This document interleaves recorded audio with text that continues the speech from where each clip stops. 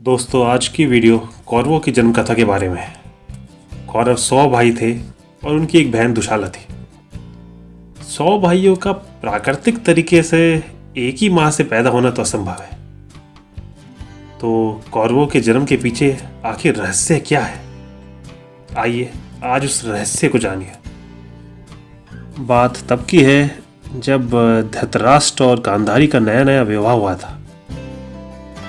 उस समय हस्तिनापुर में ऋषि व्यास का आना हुआ।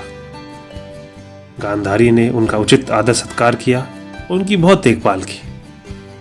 इससे प्रसन्न होकर ऋषि व्यास ने गांधारी को 100 पुत्रों का वरदान दिया। परंतु एक स्त्री के लिए प्राकृतिक तरीके से अपने जीवन में 100 पुत्रों को जन्मना तो असंभव है। तो ये असंभव संभव कैसे हुआ? इसके पीछे भी एक रोचक कहानी है।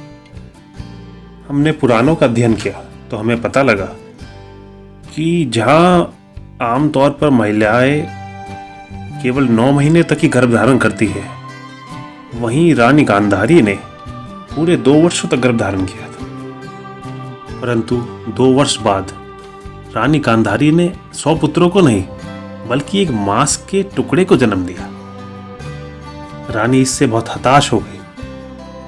रानी गांधारी उस मांस के टुकड़े को फेंकने ही वाली थी कि स्वयं ऋषि व्यास हस्तिनापुर आ पहुंचे। वे गांधारी से बोले, रानी, सूर्य अपनी उष्णता छोड़ सकता है, परंतु ऋषि व्यास का दिया हुआ वरदान व्यर्थ नहीं हो सकता। ऐसा बोलकर उन्होंने रानी गांधारी को 100 घी से भरे मटकों का इंतजाम करने को कहा।